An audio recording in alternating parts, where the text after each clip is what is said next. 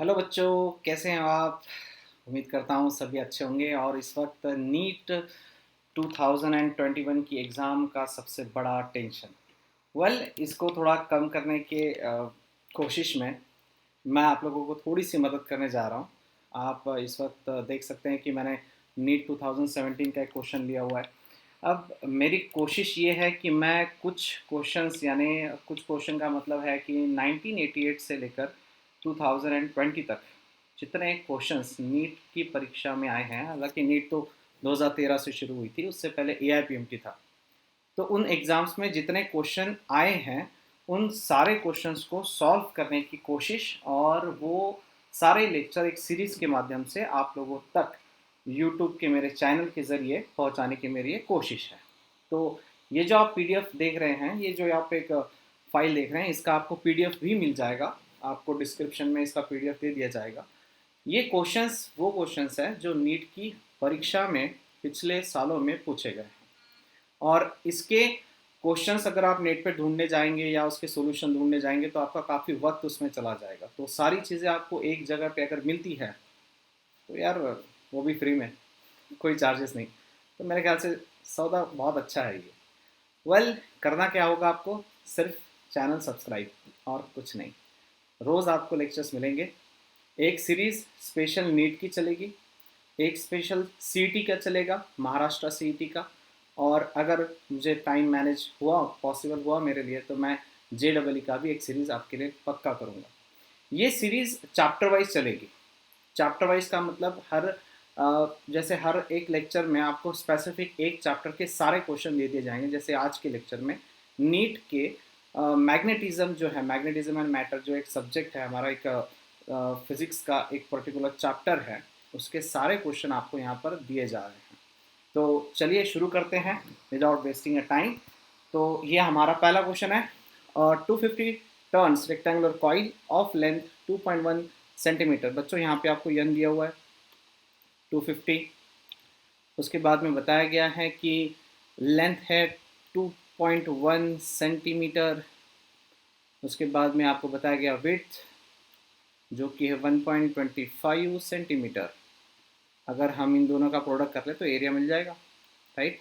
Area आएगा 2.625, yes, 10⁻⁻⁴ metre square. मैं ज़रा पेन चेंज कर रहा हूँ।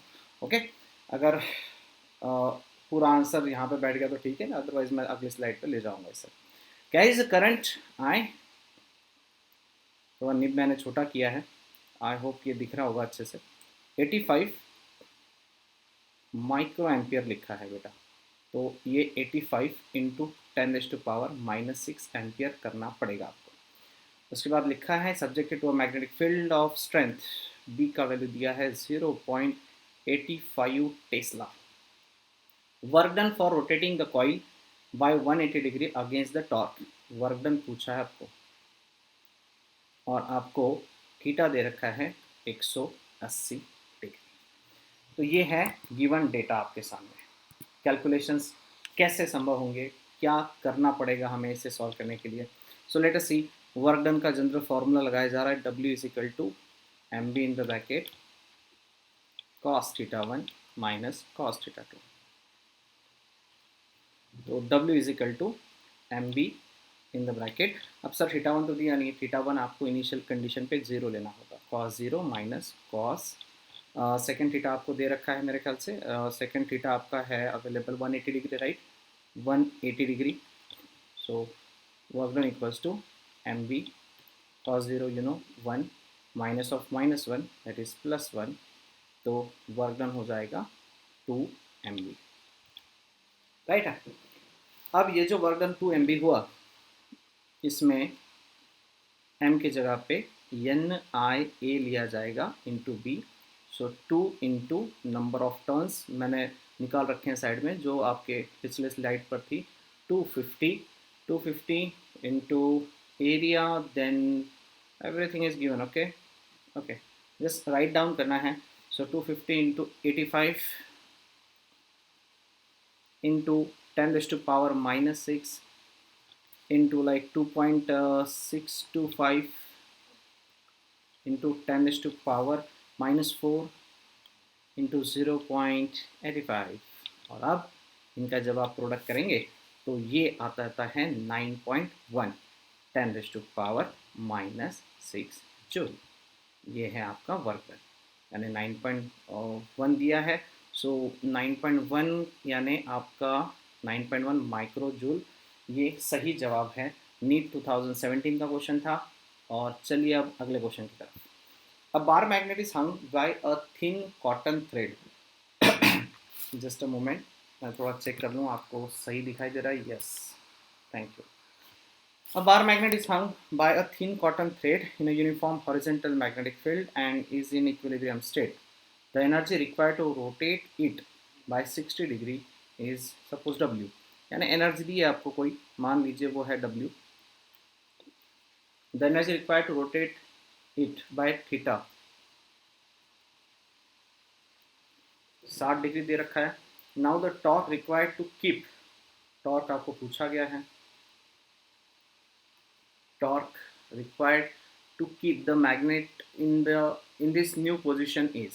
नीट सेकेंड एग्ज़ाम हुई थी 2016 की बात है ये. 2016 में 2 पेपर हुए थे बेटा, तो उसमें सेकेंड फेज़ का ये क्वेश्चन आपके सामने है. तो अब ये सवाल है, इसका सॉल्यूशन कैसे निकलेगा. Late us see this. सबसे पहले हमें क्या करना होगा, पोटेंशियल एनर्जी ऑफ डाइपोल निकालना होगा. तो इनिशियल पोटेंशियल एनर्जी हम लोग मानते हैं, पोटेंशियल एनर्जी इनिशियल. अब आपको डाइपोल में पोटेंशियल एनर्जी का फॉर्मूला आई होप कि आइडिया है, वो है -mb.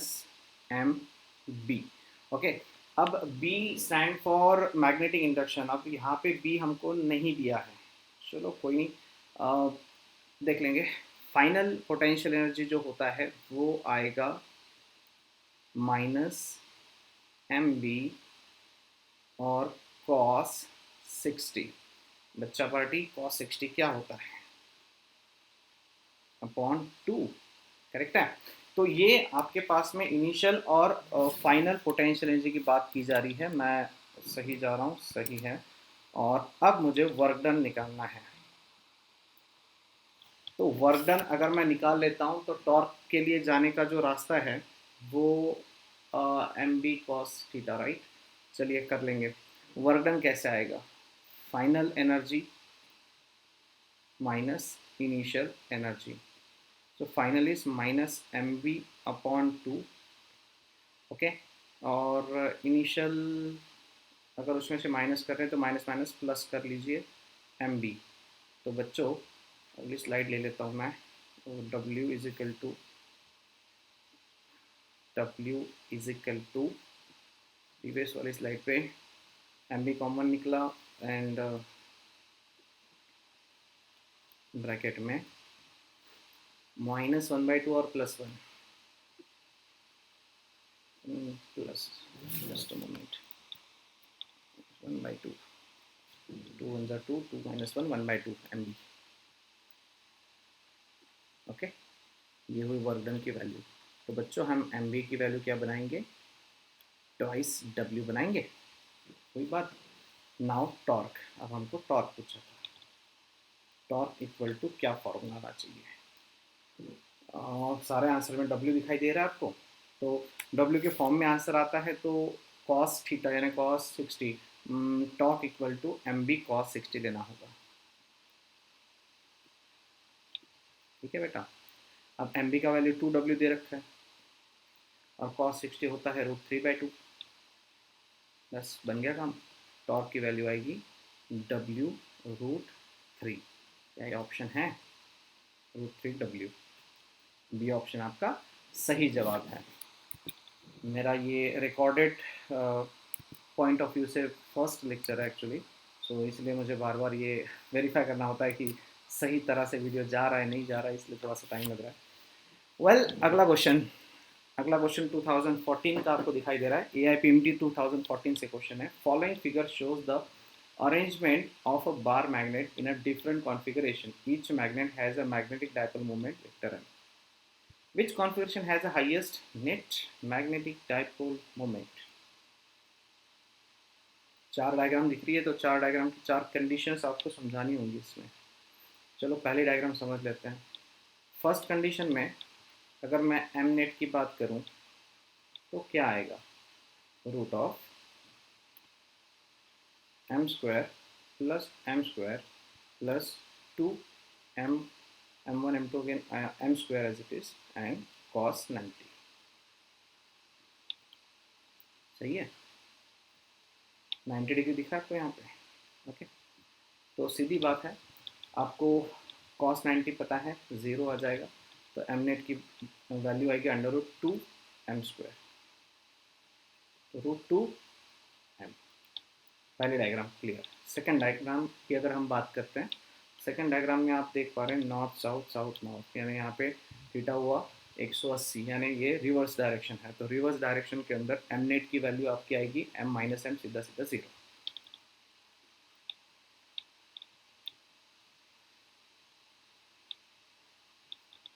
और अब तीसरी कंडीशन, तीसरी कंडीशन में यहाँ पे दिख रहा है आपको 30 डिग्री। ठीक है, फिर एम नेट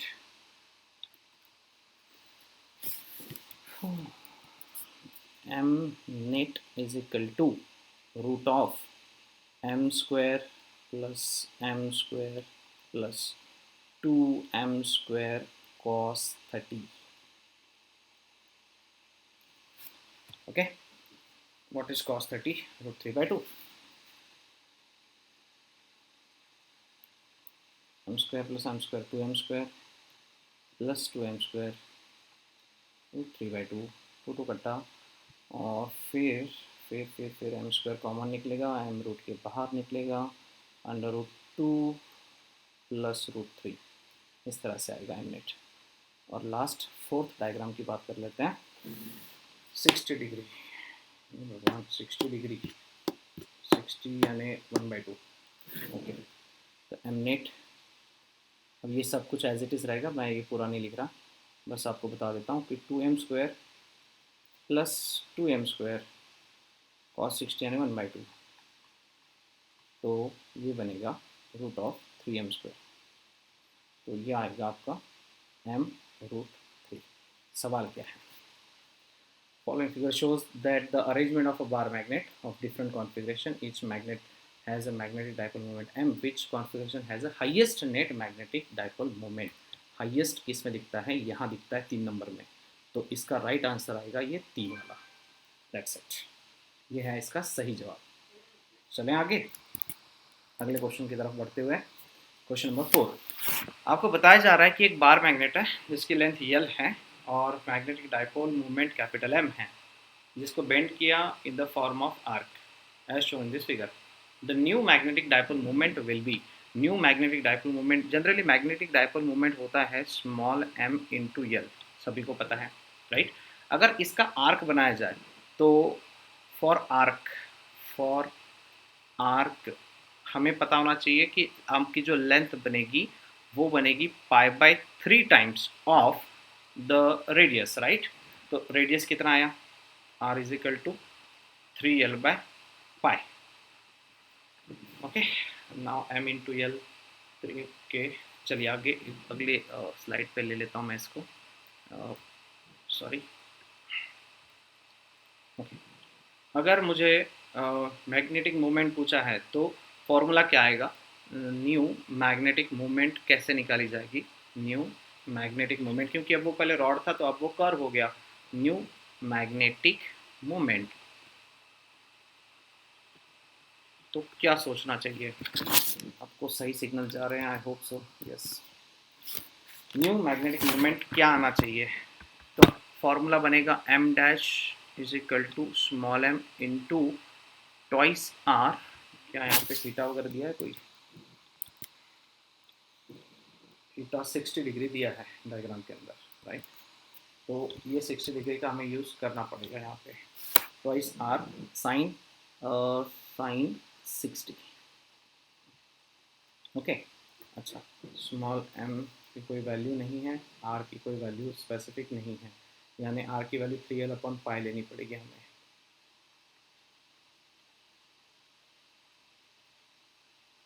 l/π और साइन 60 यानी सीधा 1/2, यानी 2 कैंसिल हुआ, तो ये 3ml/π,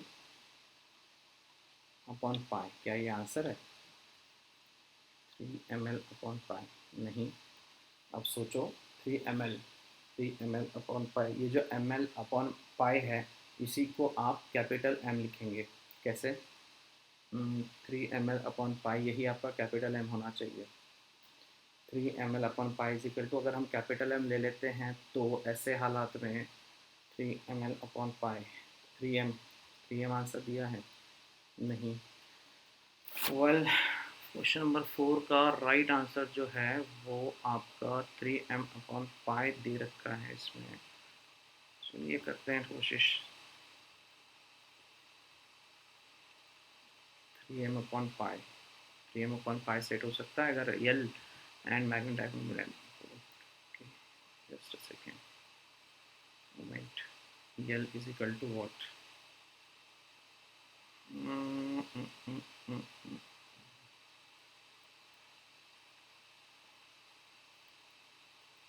मैग्नेटिक मोमेंट का फॉर्मूला क्या होता है? M is equal to small m into L होता है। हाँ, बात बन गई इस पर। 3 M/पाई लेना पड़ेगा, ये सॉल्यूशन आ जाएगा। क्यों? स्मॉल m इंटू L का मतलब कैपिटल M होता है। सो 3M/पाई यानी आपका ऑप्शन डी करेक्ट आंसर है, राइट। चलिए आगे। A bar magnet of a magnetic moment M is placed at a right angle to a magnetic induction B. If a force F is experienced by each pole of the magnet, the length of the magnet will be। एक bar magnet है, magnetic movement उसका M दिया है, उसे आप कहते हैं कि राइट एंगल प्लेस कर दीजिए, मैग्नेटिक इंडक्शन B है आपका। If a force F is experience by each pole, यानी दोनों पोल ने फोर्स एक्सपीरियंस किया है वो F मान लीजिए। Length of the bar magnet will be, आपको लेंथ पूछी है। टॉर्क के रास्ते से फॉर्मूला बनाएंगे इसका। टॉर्क इक्वल टू आपको पता है क्या होता है, M×B, यानी MB साइन थीटा, और साइन थीटा आएगा साइन 90, साइन 90 आएगा 1, है ना।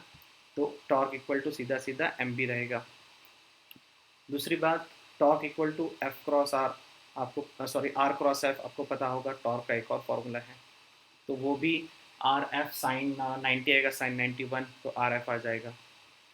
तो इन दोनों इक्वेशन को अगर हम इक्वेट करें तो RF is equal to MB, R replace कर दो L से, LF is equal to MB, तो सीधी सीधी बात है, लेंथ आ जाएगा MB/F। क्या ये मैच करता है? ऑप्शन ए के साथ मैच करता है भाई। चलिए आगे। A magnetic needle suspended parallelly to a magnetic field, एक मैग्नेटिक नीडल है, उसे पैरेलली मैग्नेटिक फील्ड के अंदर आपने सस्पेंड कर दिया। रिक्वायर्ड है √3 जूल ऑफ वर्क, आपको √3 जूल ऑफ वर्क रिक्वायर्ड है, okay, to turn it through 60 degree, यानी अगर थीटा आपको 60 डिग्री रोटेट करना है तो आपको वर्क डन की ज़रूरत होगी √3 जूल के बराबरी में। The torque needed to maintain the needle in this position, आपको पूछा है टॉर्क कितना आएगा। मैं देखिए सीधा सीधा लॉजिक है, पहले तो आप लोग वर्क डन निकालो। वर्क डन का जनरल फॉर्मूला होता है MB कॉस थीटा, यानी थीटा 1 ले लो, माइनस कॉस थीटा 2। तो बच्चों ये आएगा cos 0 यानी 1 MB in the bracket 1 minus cos 60 यानी 1/2, तो 2 1 जा 2, 2 माइनस 1 आया 1/2, यानी MB/2 आएगा। ये क्या आया? ये आपका वर्क डन आया। अब पूछा है torque needed to maintain the needle in this position will be, torque के लिए फॉर्मूला क्या आएगा? टॉर्क के लिए आएगा MB sign theta, right. Torque के लिए फॉर्मूला आएगा MB साइन थीटा। तो बच्चों MB साइन थीटा में साइन 60 की वैल्यू कितना है? √3/2 है, तो टॉर्क की वैल्यू बनी MB √3/2। चलो देखिए दो, अब अगर मैं MB की जगह पे 2W पुट करता हूँ, वर्क डन मुझे दे रखा है, काम बन जाएगा यार। MB यहाँ से हम लोग निकाल सकते हैं, MB is equal to 2 into W, ये वैल्यू हम लोग MB की जगह यहाँ पे शिफ्ट कर देते हैं, तो टॉर्क क्या आएगा? 2 इंटू W इंटू √3/2। तो आपके पास W दे रखा है √3, तो टॉर्क बन गया आपका √3 इंटू √3, टोटल आएगा 3 जूल। ये है आपका राइट आंसर।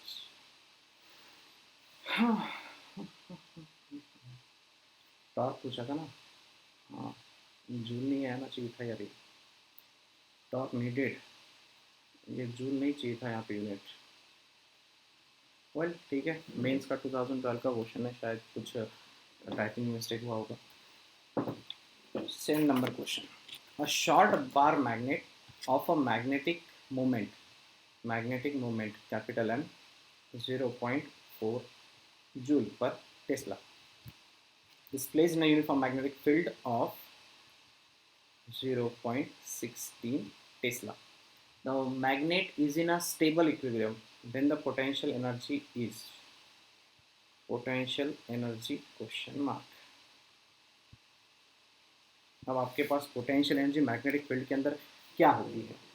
पोटेंशियल एनर्जी होती है -mb, कोई थीटा की ज़रूरत इन इक्विलिब्रियम कंडीशन। तो इक्विलिब्रियम पे हम लोग cos थीटा की वैल्यू cos 0 की value 1, cos theta at equilibrium condition theta equal to 0 is equal to cos 0 equal to 1, so potential will become -mb।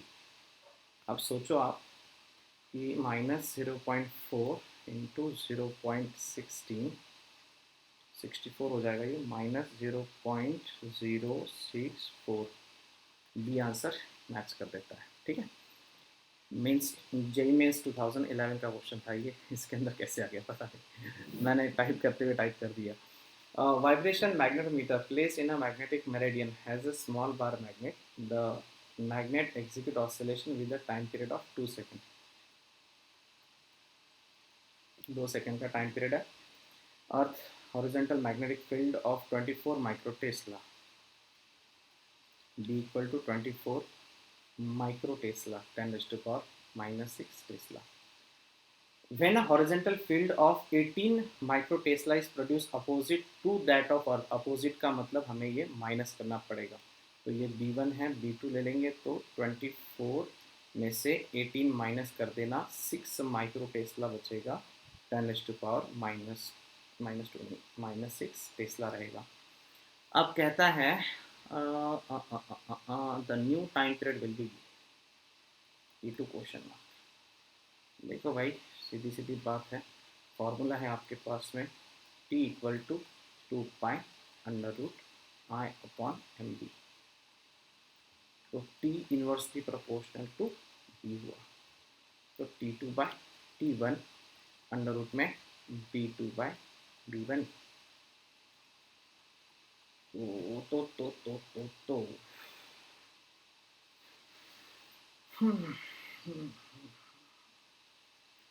T2 T1 B2 की value कितनी है हमारे पास में, 6 है अपॉन 24, 6/24, सीधा सीधा लॉजिक है, ये आ जाएगा 4, राइट, 1/4 यानी 1/2। और ऑप्शंस किस फॉर्म में आंसर चाहिए, मैंने 2 सेकेंड, T1 दिया है 2 सेकेंड, T1 दिया है 2 सेकेंड,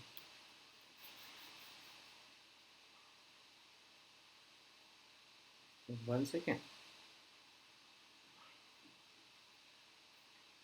गलती कर दी यार, कौन सी पता है, छोटी सी मिस्टेक हुई है, यहाँ पे 1 चाहिए था, इन्वर्सली है वो, तो यहाँ पे 2 चाहिए था, हाँ ये गलती हुई। और अगर इस गलती को हम लोग सुधारते हैं तो हम लोग B1 की वैल्यू क्या देखते हैं, B1 की वैल्यू को अगर हम लोगों ने देखना है तो B1 की वैल्यू हमारे पास में है 24, अगर हम लोग यहाँ पे पुट कर देते हैं तो अपॉन में कितना है 6 है, राइट। अब ये कितना आएगा 4, और √4 का मतलब होता है 2, और T2 की वैल्यू आएगी 2 टाइम्स T1, 2 टाइम्स T1 क्या है, T1 है आपका 2 सेकेंड, 2 सेकेंड, 2 टू हो गया 4 सेकेंड, यानी आखिरी जवाब 4 सेकेंड है, या right. Let's move toward the question number 9। यहाँ पे बताया गया है 2 identical bar magnet are fixed with their centers at a distance d apart. A stationary charge q is placed at a p in a between the gap of the two magnets, okay, at a distance capital D from the center O. यहाँ पे एक stationery charge रखा गया है, तो पूछा है okay charge to showing the figure the force on the charge q is directly zero. क्यों? क्योंकि अगर चार्ज मोशन में होता है बार मैग्नेट के मैग्नेटिक फील्ड के अंदर तो उस पर फोर्स एग्जर्ट करेगा. ये लॉरेंट्ज फोर्स के कंसेप्ट में लिखा हुआ है, आप लोगों ने पढ़ा होगा. तो लॉरेंट्ज फोर्स के हिसाब से चार्ज मोशन में होना चाहिए था, चार्ज रेस्ट पर है, तो चार्ज रेस्ट पर है तो कोई किसी तरह का फोर्स वहाँ पे एग्जर्ट नहीं किया जाएगा. The answer is zero. अब closely wound solenoid of 2000 turns, N की वैल्यू दे रखी है 2000 turns, and area of cross section A दे रखा है 1.5 10⁻⁻4 metre square means 2010. Okay, carries a current of I दे रखा है आपको 2 ampere. It is suspended through a centre and perpendicular to its length allowing it to turn in a horizontal plane of a uniform magnetic field. आपको B दे रखा है 5 × 10⁻⁻2 tesla. Making an angle theta दे रखा है आपको 30 degree. अब क्या कहता है, with the axis of the solenoid the torque on the solenoid will be. Torque कितना आएगा भाई?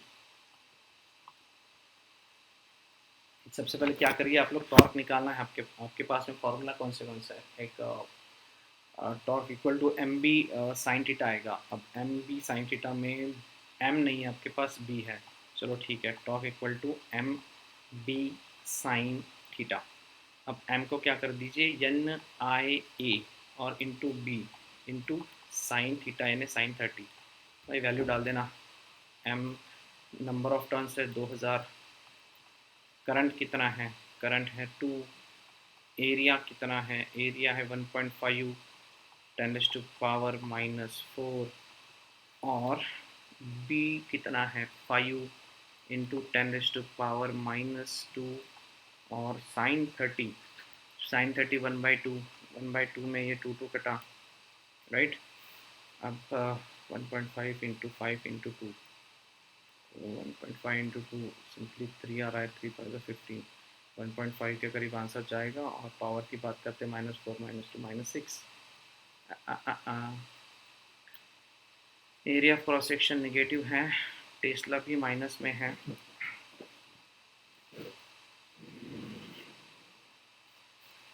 इसका राइट आंसर आएगा आपका 10⁻⁻2. ओके, तो 1.5 × 10⁻⁻2 राइट आंसर आएगा इसका. कैसे? ये जो -4 दिख रहा है आपको 10⁻⁻4, इसको अगर इसके साथ मल्टीप्लाई कर देते हैं तो 0.2 होगा, राइट. 0.2 × 1.5 0.3 हो जाएगा. ये 15 2 30. ओके, 0.3 × 5 1.5 हो जाएगा 10⁻⁻2. ये है राइट आंसर. चलिए आगे. A bar magnet having a magnetic moment of 2 × 10⁻4 joule per Tesla is free to rotate in a horizontal plane. A horizontal magnetic field of magnetic moment capital M दे रखा है.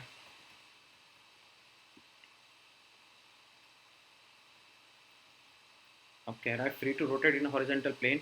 Horizontal magnetic field B आपको दिया है, B दिया है 6 × 10⁻⁻4 tesla. The work done W निकालना है और थीटा भी है. सीधा सीधा फॉर्मूला यार इसका. वर्क डन का जनरल फार्मूला लगा दो. M B in the bracket cos theta 1 यानी 0 लेना होगा minus cos theta 2. M B 2 × 10⁻4 into 6 × 10⁻⁻4 cos theta 1 यानी कॉस 0 यानी 1 माइनस कॉस 60 कितना आता है 1/2 आता है यानी 1/2. 2 1 जा 2 2 -1 1/2 2 2 कैंसिल हुआ 6 बचेगा और ये -4 + 4 भी कट हुआ. 2009 ये IPMT का क्वेश्चन था. आगे चलते हुए, a bar magnet is oscillating in the earth magnetic field with the period t. What happened to its period and motion if its mass is quadrupled? बच्चों सब सही जा रहा है, सब सिग्नल्स ओके हैं. सकते हैं। लेक्चर काफ़ी लंबा बनेगा, इसमें कोई शक नहीं है, क्योंकि बहुत सारे क्वेश्चंस मैंने ले रखे हैं, फिर भी बहुत अच्छे स्पीड में कवर करने की कोशिश है। और इसको मैं जब अपलोड कर दूंगा उसके बाद आप लोग चाहे इसको स्पीड में करके कवर भी कर सकते हो। A bar magnet is oscillating in the earth magnetic field with a period t. To its period and motion of its mass is quadruple. मास दिया है 4 टाइम्स ओरिजिनल मास, क्वाड्रपल का ये मतलब होता है। अब मास के फॉर्म में इक्वेशन कैसे बनेगी, थोड़ा ये सोचो, टाइम पीरियड की और मास की इक्वेशन। तो हमारे पास फॉर्मूला क्या है टाइम पीरियड का,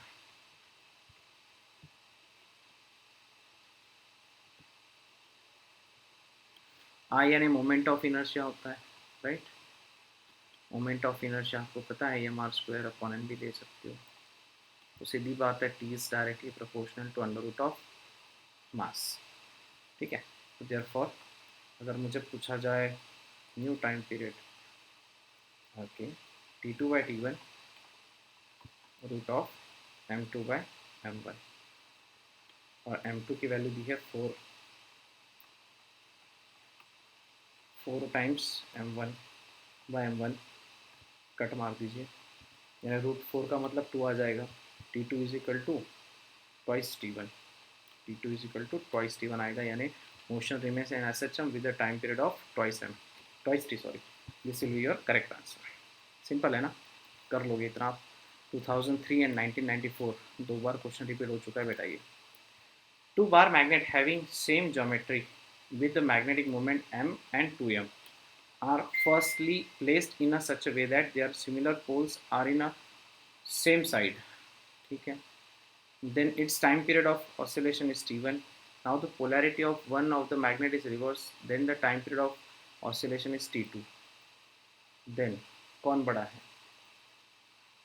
एक काम करना पड़ेगा इसके लिए। सोचो कि ये बार मैग्नेट है आपके, ये बार मैग्नेट आप देख रहे हैं इस वक्त, इसको मैं सिंपली इस तरह से रख दे रहा हूँ, और ये दूसरी कंडीशन बार मैग्नेट की,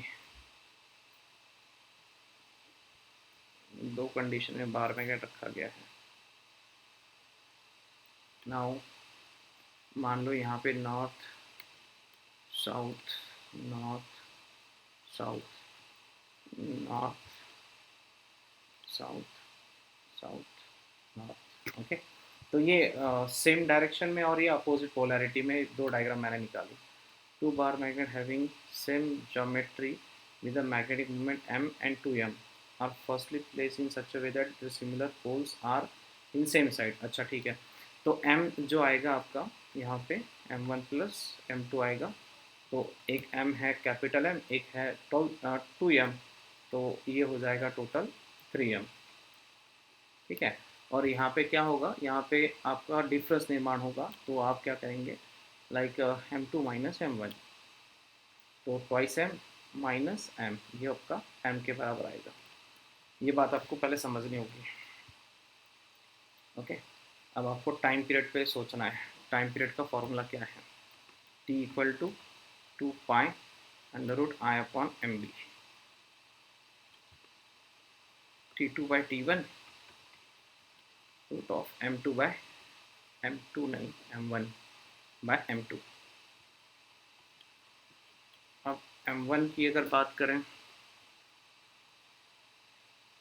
T2 की बात करें, तो ये M है, ये √3m।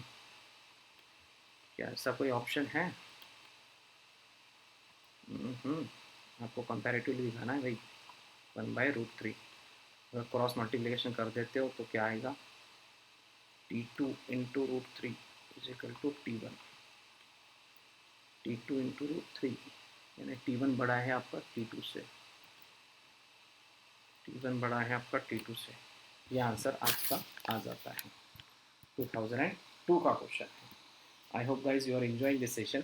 ये क्वेश्चन जो है ये इसी तरह के होते हैं, मतलब आप ये मत सोचिए कि सर इन क्वेश्चंस को आप ऐसे सॉल्व कर रहे हैं, तो एक्चुअली ये तरीके होते हैं, इसी तरह से शॉर्टकट में आपको ये क्वेश्चन सॉल्व करने चाहिए भाई।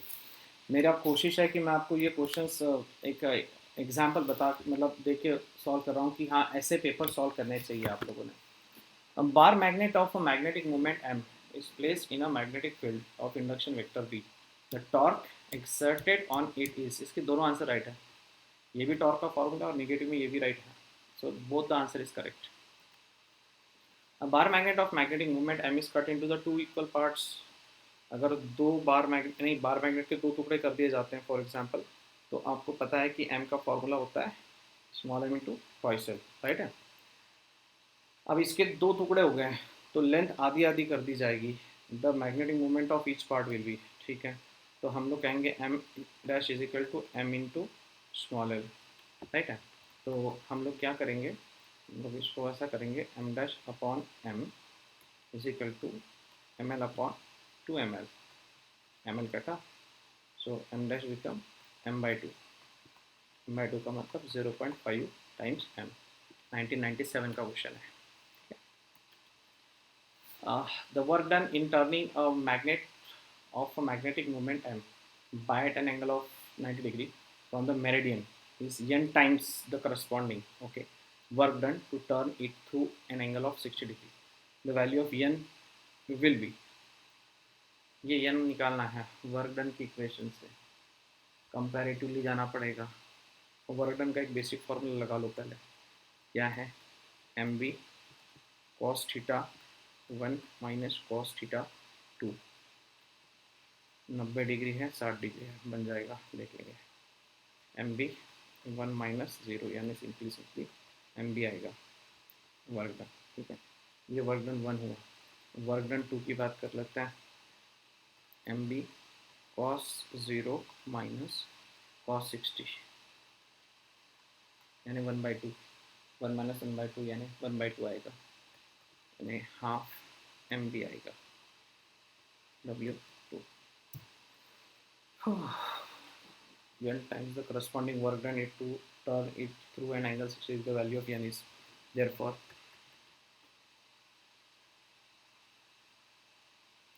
ये ट्वाइस W2 हो जाएगा, राइट. एम बी का value W1 equals to twice W2. इसका राइट आंसर ऑप्शन सी आना चाहिए. 1995 का क्वेश्चन है. क्यों, तो n की वैल्यू कंपैरेटिवली अगर देखी जाए तो ये 2 आ जाएगी, ये 2 आया ना यहाँ से. At a point A on the Earth's surface, the angle of dip del equal to minus plus 25. At a point B on the Earth's surface, the angle of dip del equal to minus 25. We can interpret that. यार देख कैसा होता है ना कि जो del है वो जहाँ पॉजिटिव है वो नॉर्थर्न हेमिस्फीयर होना चाहिए, ठीक है, और जहाँ निगेटिव होता है वो साउथर्न हेमिस्फीयर होना चाहिए. तो नीट 2019 का बहुत ही सिंपल सा सवाल है ये, बहुत सिंपल क्वेश्चन. इसका राइट आंसर डी ऑप्शन है डायरेक्टली. कैसे, ये फिक्स है यार, ये प्रॉपर्टी होती है कि पॉजिटिव अगर एंगल ऑफ डीप है तो ये नॉर्थ हेमिस्फीयर में पाया जाएगा, और अगर निगेटिव लेते हैं तो वो साउथर्न में लेते हैं. हम लोग थ्योरी में आप लोगों ने पढ़ा हुआ इस चीज़ को. θ1 and θ2 with the apparent angle of dip observed in a two vertical planes at a right angle to each other, then the true angle of dip theta is given by.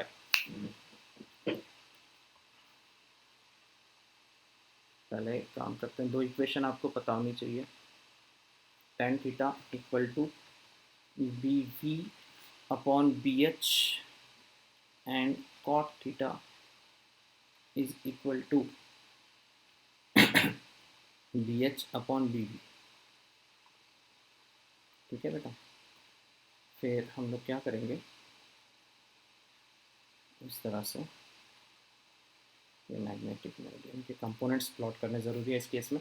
तो ये मान लो पूरा 90 है और ये थीटा है, तो बचा हुआ 90 माइनस थीटा हो जाएगा, सही है. तो अगर यहाँ पर बी है, बी मैग्नेटिक फील्ड के लिए हम लोग इस्तेमाल करते हैं, अर्थ मैग्नेटिक फील्ड के लिए, तो इसे हम लोग बी एच लेंगे, ठीक है. ये बी एच है सपोज, और बी एच है तो इसका एक कंपोनेंट थीटा के साथ में बी एच कॉस थीटा आएगा, ये दिख रहा है आपको स्क्रीन पे, ठीक है. और ये आएगा B H sine theta, right. So therefore b1 की वैल्यू आएगी आपकी बी एच कॉस थीटा. ये एक प्लेन है आपका, ये फर्स्ट प्लेन है, ये सेकंड प्लेन की बात हो रही है. b2 की वैल्यू आएगी आपकी आपकी बी2 की वैल्यू आएगी बी एच साइन थीटा। अब इस डायग्राम से अगर हम tan थीटा 1 निकालते हैं तो क्या आएगा?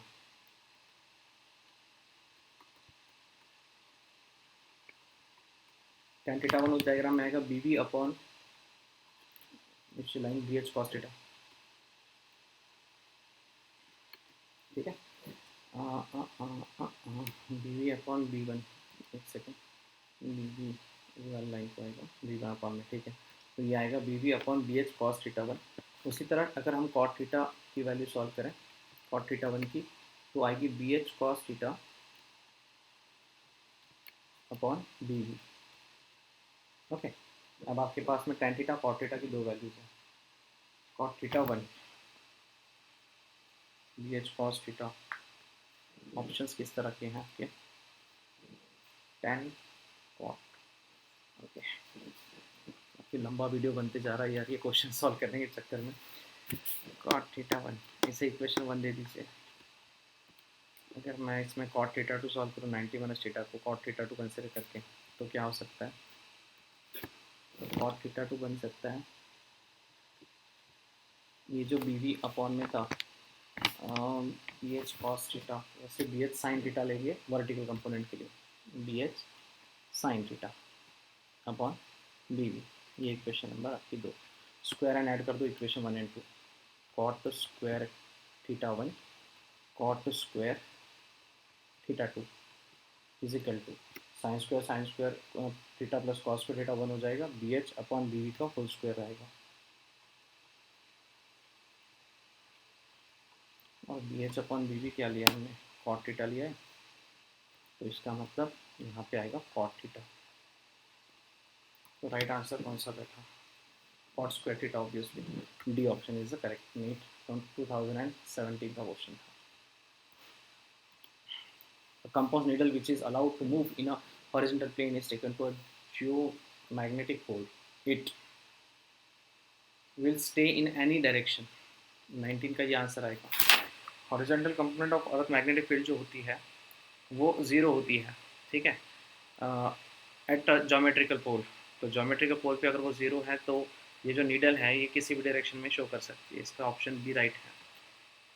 Tangent galvanometer is use to measure current. Obviously आपने पढ़ा होगा ये कहीं, I is equal to C tan theta formula था, याद है? तो उसमें थीटा जो एंगल ऑफ गैल्वेनोमीटर होता है उसमें आई फॉर करंट, तो आई यहाँ करंट गिनने के लिए इस्तेमाल होता है इसे। आयरन रॉड ऑफ ससेप्टिबिलिटी यानी ची का वैल्यू दे रखा है 599। Subject magnetic field, magnetizing field B दे रखा है 1200 एम्पियर पर metre. The permeability of the material of the rod mu कितना आएगा?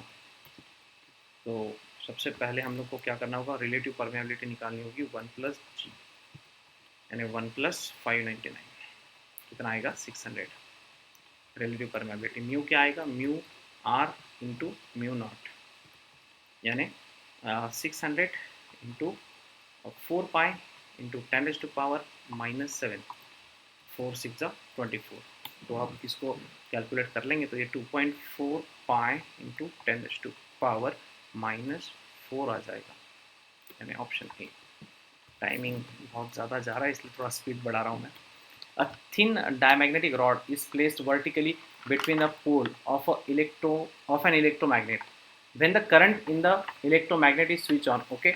यानी दो पोल के बीच में एक रॉड रखा है, जैसे पोल में करंट आप दे देते हो तो magnet rod is push up, वो रॉड ऊपर की तरफ पुश हो जाता है out of horizontal magnetic field और निकल के बाहर। Hence the rod gains a gravitational potential energy, क्योंकि उसने gravitational potential energy Lee.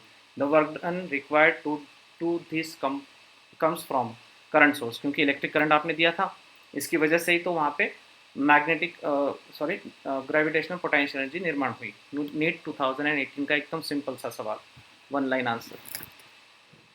Magnetic susceptibility is negative for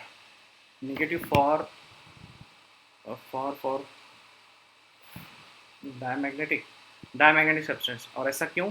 क्योंकि जो एटम के अंदर इलेक्ट्रॉन घूमते हैं तो उसका जो नेट मैग्नेटिक मोमेंट बनता है, लाइक बी नेट जो बनेगा उसका, ये अप्लाइड से कम रहेगा, अप्लाइड से कम रहता है। B net. इसीलिए हम लोग क्या कहेंगे कि डायमैग्नेटिक मटेरियल जो है उसमें मैग्नेटिक ससेप्टिबिलिटी जो होती है वो निगेटिव होती है। There are 4 light weight rod samples ABCD separately suspended by a thread. A bar magnet is slowly brought near each sample and the following observation are noted. A is heavily repelled, B is heavily attracted, C is strongly attracted, D remains unaffected। बच्चों एक बात याद रखना, डायमैग्नेट जो होता है वो फेवली repelled होता है, यानी ये डायमैग्नेट की बात की जा रही है, फेवली रिपेल्ड। और अगर हम लोग पैरामैग्नेट की बात करें, पैरामैग्नेट की, वो फेवली अट्रैक्ट होता है, ये पैरा की कंडीशन है। और स्ट्रांगली अट्रैक्ट का मतलब होता है ये है फेरोमैग्नेट, और डी रिमेन्स अनमैग्नेट यानी नो मैग्नेट, मैग्नेट ही नहीं है। Which on one of the following statement is true. B is a paramagnetic material, 2011 का सवाल था। The magnetic moment of a diamagnetic atom is, जो मैग्नेटिक मोमेंट होती है डायमैग्नेटिक एटम की वो हमेशा याद रखना जीरो होती है। इसका रीज़न क्या है, जो स्पिन मूवमेंट होता है और ऑर्बिटल मूवमेंट होता है किसी भी एटम के अंदर के इलेक्ट्रॉन का, तो डायमैग्नेटिक के केस में ऑर्बिटल और स्पिन मूवमेंट एक दूसरे के अपोजिट इन डायरेक्शन होते हैं, तो वो एक दूसरे को कट कर देते हैं, इसलिए मैग्नेटिक मूवमेंट इसका जीरो कैलकुलेट करना पड़ता है। If a diamagnetic substance is brought near the north pole और the south pole of a bar magnet, it is always repelled, ये हमेशा रिपेल करेगा मैग्नेटिक फील्ड चाहे जो भी हो। 2009 और 1999 का सवाल था। Curie temperature above which, Curie temperature में एग्जैक्टली क्या कंडीशन आएगी। फेरोमैग्नेटिक अच्छा मैग्नेट होता है वो पैरामैग्नेट में कन्वर्ट हो जाएगा, क्योंकि वो उसकी मैग्नेटिक प्रॉपर्टी को लॉस कर देता है जब टेम्परेचर बढ़ता है। 2008-2006 का सवाल था ये। Nickel show ferromagnetic property at a room temperature if the temperature is increased beyond Curie temperature। Curie temperature से अगर बढ़ा दिया जाए तो इसमें क्या होगा, तो निकेल एक फेरोमैग्नेटिक है वो पैरामैग्नेटिक बन जाएगा। ठीक है, 2007 का सवाल था। बहुत स्पीड अगर हो रही है तो सॉरी, लेकिन इस लेक्चर को थोड़ा कम करने की कोशिश में हूँ। If the magnetic dipole moment of an atom of a diamagnetic material, paramagnetic material and ferromagnetic, ये म्यू सफिक्स डाई डी लिखा है, ये पी लिखा है और फेरो के लिए एफ लिखा है। तो बच्चों डायमैग्नेटिक जो होते हैं ना, डायमैग्नेटिक में हम लोग ये कह सकते हैं कि कोई अनपेयर्ड इलेक्ट्रॉन नहीं होता। हम लोग ये कहते हैं कि आइसोलेटेड इलेक्ट्रॉन्स नहीं रहेंगे। हम लोग ये कहेंगे कि डाइपोल मूवमेंट नहीं होगी, क्योंकि वो यानी पुअर मैग्नेट या इन शॉर्ट, और जो मैग्नेटिक ससेप्टिबिलिटी होती है वो भी ज़ीरो होती है। और जो बाद में हम लोग पैरामैग्नेट की बात करते हैं, तो पैरामैग्नेट में क्या होता है कि स्पिन मूवमेंट देखा जाता है इलेक्ट्रॉन का, उसके बाद में वो एक दूसरे को कैंसिल नहीं करते, और जो मैग्नेटिक ससेप्टिबिलिटी होती है वो भी पॉजिटिव होती है। तो इस हिसाब से इसका राइट आंसर जो है वो ए बैठता है। म्यू डायमैग्नेटिक ज़ीरो होता है, और mu for P for paramagnetic ये नॉन ज़ीरो होता है। Okay, mu stand for what, magnetic dipole moment, right. या मैग्नेटिक डाइपोल मोमेंट ज़ीरो होती है, याद रखना, डायमैग्नेट की, पैरामैग्नेट की नॉन ज़ीरो रहेगी। The diamagnetic material is a magnetic field moves from stronger to the weaker part of the field, ये इसके प्रॉपर्टी में लिखा होगा आपके थ्योरी के अंदर, 2003 का क्वेश्चन था। According to the Curie law the magnetic susceptibility chi inversely proportional to temperature T, ये भी आपको पता होना चाहिए, 2003 का एक सिंपल सा सवाल है, ये नीट के क्वेश्चन है। Among which of the magnetic susceptibility does not depends on the temperature, temperature पे किसका मैग्नेटिक ससेप्टिबिलिटी डिपेंड नहीं करता, ये डायमैग्नेट की बात हो रही है, क्योंकि ये सबसे वर्स्ट कंडीशन है, पुअर क्वालिटी का मैग्नेट होता है, तो इसको टेम्परेचर से कोई असर नहीं पड़ता है।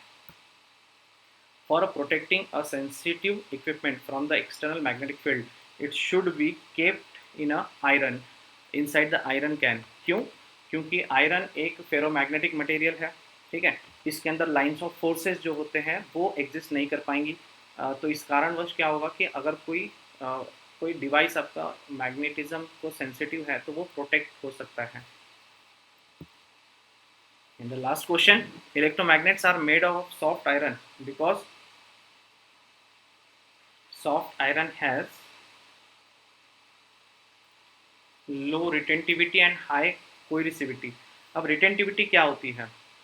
जब मैग्नेटिक फील्ड को आप रिमूव कर दोगे और किसी पदार्थ में अगर यदि मैग्नेटिज्म रिमेन्स मतलब वो एज इट इज रह जाता है मैग्नेटिक फील्ड रिमूव करने के बाद भी, तो उसे रिटेंटिविटी कहते हैं, राइट?